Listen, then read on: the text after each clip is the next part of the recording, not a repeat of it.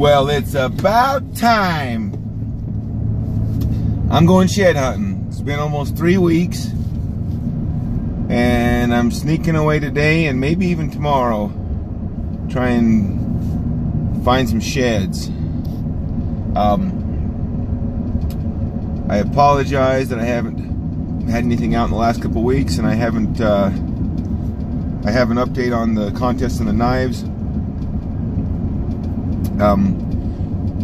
The reason why it's taking so long is, I should probably just tell you the reason why I've been so busy, the reason why I haven't been able to shed hunt the last couple weeks.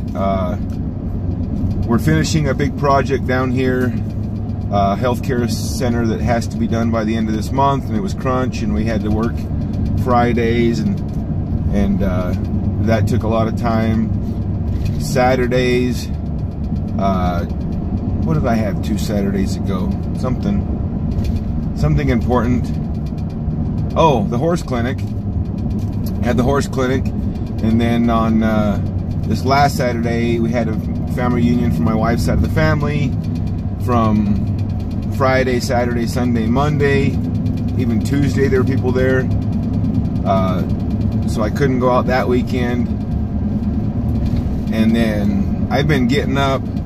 I usually get up at like 4:30, work out, have to be to work at 6:30. I'm working usually about 45 minutes to an hour out of town, sometimes an hour and a half out of town, depending on where I'm going for the day. Then I get home, usually about 6 or 6:30, and I'm in the melodrama, which starts tonight, and we have play practice the last month. So then I go to play practice, and then when I get home, it's past bedtime already, so I go to bed. And that's why it's taken so long to get the knives done. That's why I haven't been able to hit a post office to get stuff mailed out, because I'm never here, I'm never home. But the work is winding down. We got announced yesterday we don't have to work any more overtime on it, so that'll give me my Fridays back. And I'm going to try and get back today and get those things in the mail. That's the update. I do have them finished. I'll probably put a little bit of video at the end of this. I put some video of making the knives in a video with the horse clinic, but then I found out that the guy that did the horse clinic didn't want any public videos, so, and he was in a couple of clips that were in there, so I just removed it. Didn't want to get him mad. He was a good guy. But I'll probably, at the end of this video, if you have interest in those knives, I'll probably put those clips back in at the end of this one so you can catch them. And if you don't care about them, then you don't have to watch the rest of that. I hope that we have a good day shed hunting today so that you can get to watch some antlers. Anyway, let's see how the day goes. Oh, one more thing. Neil Shaver.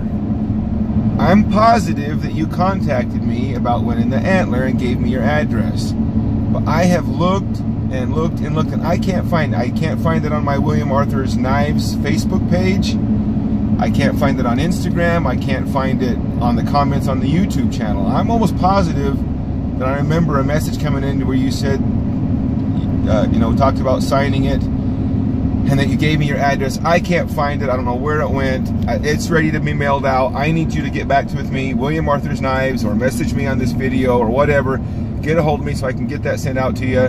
Again, I apologize. I'm not sure how to get a hold of you except for here on video, because I don't have any messages from you that I can find, and I haven't done any videos to be able to tell you. So that's why you haven't got it. I want to get it out to you, and I'll do that in the next day or so if you can just get me your address back. I don't know what happened to it. I'm almost positive you sent me one, but and then the rest of the knives, I think I have 4 addresses. 4 people contacted me, so it seems like there's one person still that hasn't. If you haven't contacted me about the knives and you won one, I need your address. Hunter Carlson, Brian Larson, I think it was the other Brian that maybe didn't contact me. Not sure, but those of you that have messaged me back and forth a couple times to get some updates, and again, I apologize, it's taken longer than I intended, but I think they turned out pretty good, and they should be really good knives for you. Anyway, I'm gonna go right up here on that mountain over there, and I'm going to find some elk sheds today.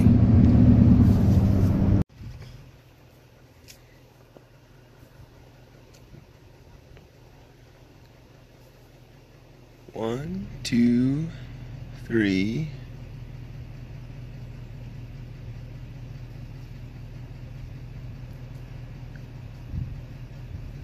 4, 5, 6 bucks. 7. Man, it's dang near July and they still aren't even out far enough to be interesting. That one right there looks like it might be good.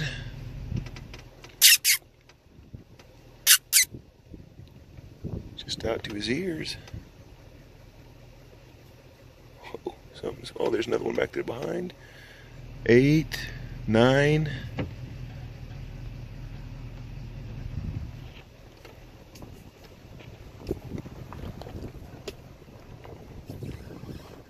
That one right there might be a decent buck, but these bucks just aren't growing very fast.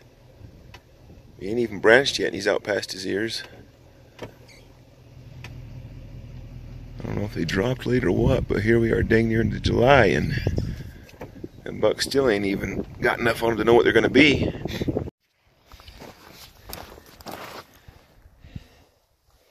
I'm just about to be naked. I'm heading back before I get my pants ripped clean off me, but I finally got an antler. It's probably about 4 hours in. And I'm heading looping back and I can see what looks like a hard white maybe. See it right there? A little raggy.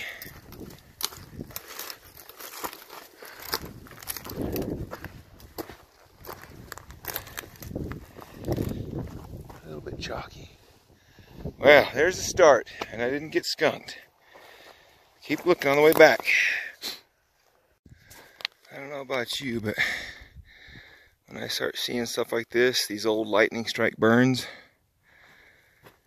this one's got several little sections like this with some burns in it. Well, they are usually spots that elk love to hang out in. I don't know if grass comes up first here in the spring or something, but you find spots like this, you're either going to find boot tracks, you need to start unloosening your pack, because there's going to be some sheds. And there's one right over here.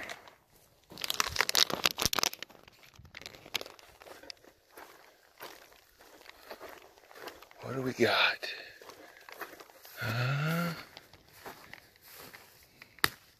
See him right there?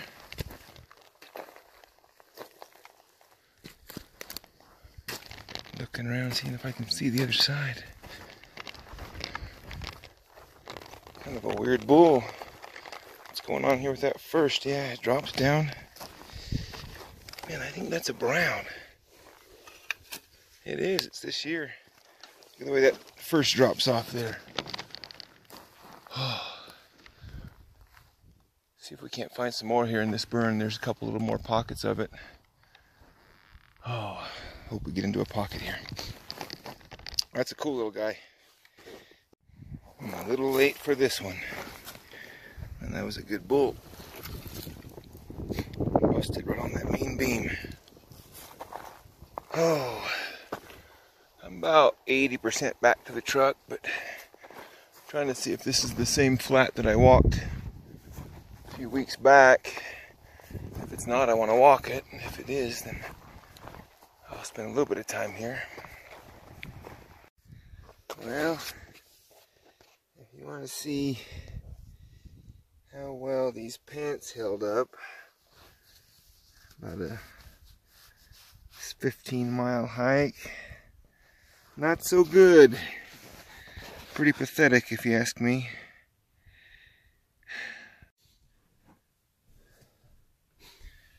Alright, I just wanted to hurry up and shoot a little bit of video here. I did not go shed hunting this morning because I meant to get to the post office yesterday. By the time I got home from shed hunting, it was like 5:30, 6 o'clock.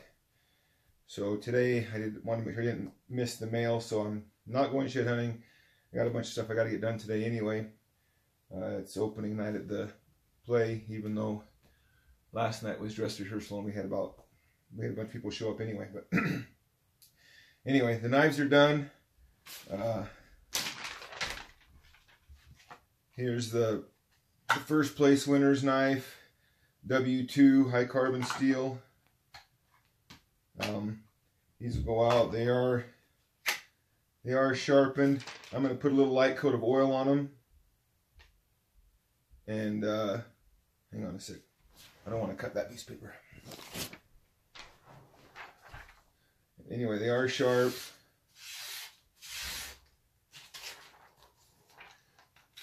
So be careful when you get them.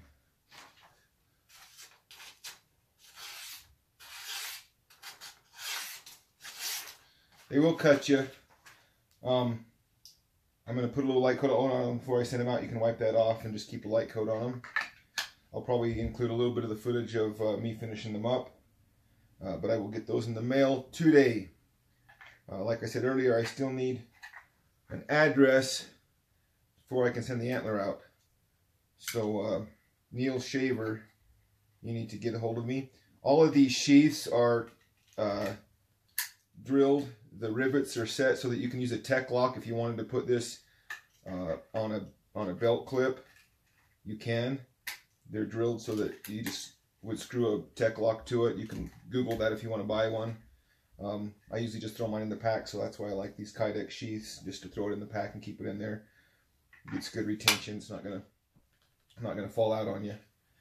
Anyway, I have something else I was kind of debating on whether or not to talk about, and you'll see, I guess, a little bit of it. I was deciding I won't use some of the footage because I don't want to be too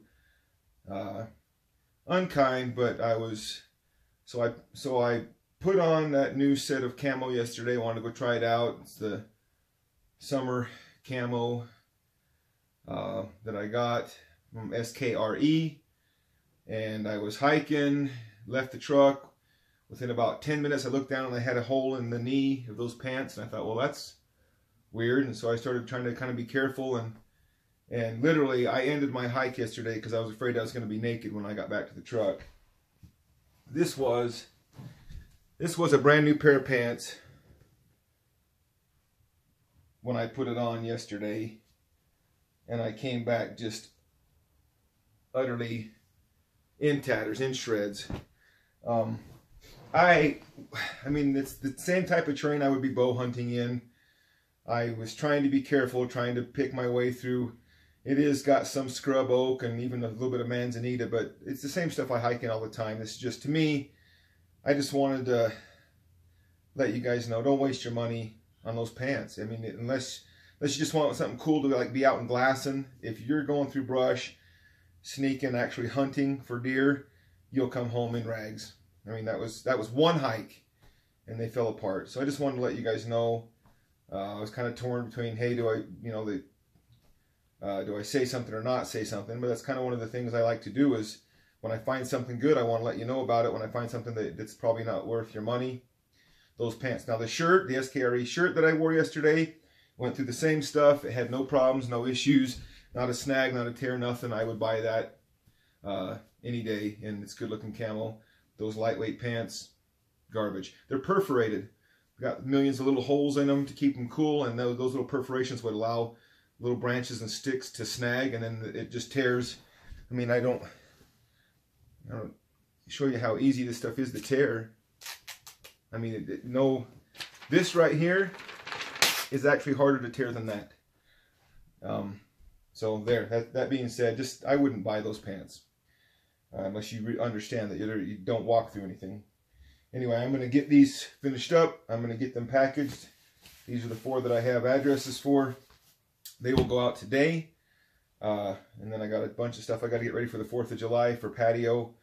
And I'll be doing that all day today, so no more shed hunt. So I'll have a little bit of shed hunting footage on here. And just a little bit of the knife stuff. Anyway, thanks everybody. I'm sorry it took so long to get these out. I've done the best I can to get them done, and I'm happy with them. I like them. Again, this knife handle material that I chose for them. My dad brought me this from, I think it was Belize, but him and my mom got it. They were on a cruise or something like that and stopped in a port, and he picked it up for me. And I've been saving it for something special, and so I use that, and I hope everybody likes them. I'd like your feedback on them on my William Arthur Knives Facebook page, and you know, use them and take care of them. They'll last you a lifetime. Have a good day.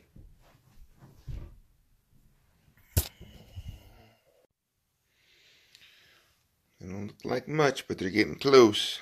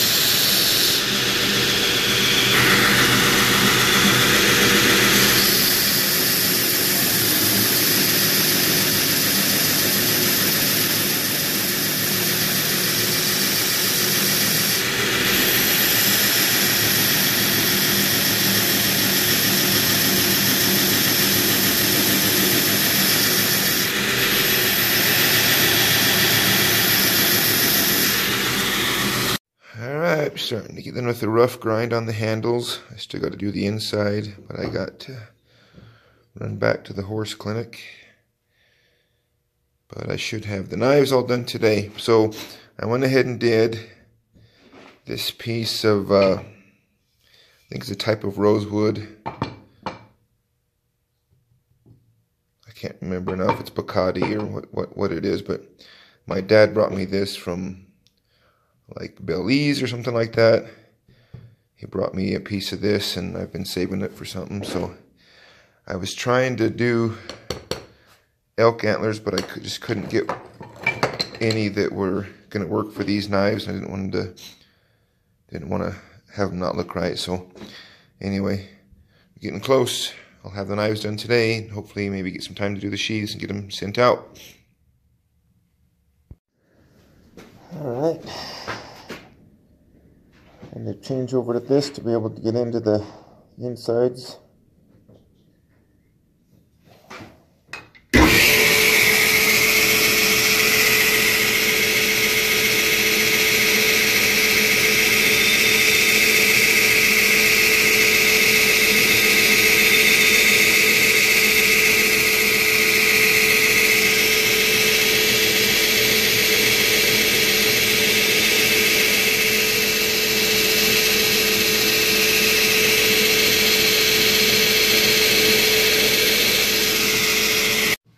The very last part before they're sharpened, the last thing is sharpening, is the mark.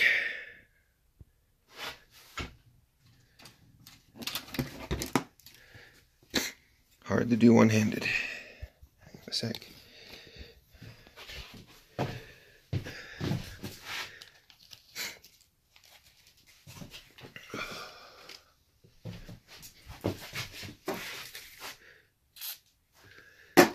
WD-40.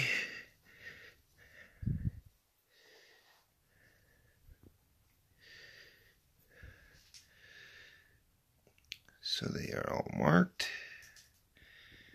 They'll get the sheaths made, and then they'll get a final polish just before I sharpen them. Obviously, the last thing I want to do is work on a sharp knife, so that's the very last thing that'll happen. Anyway,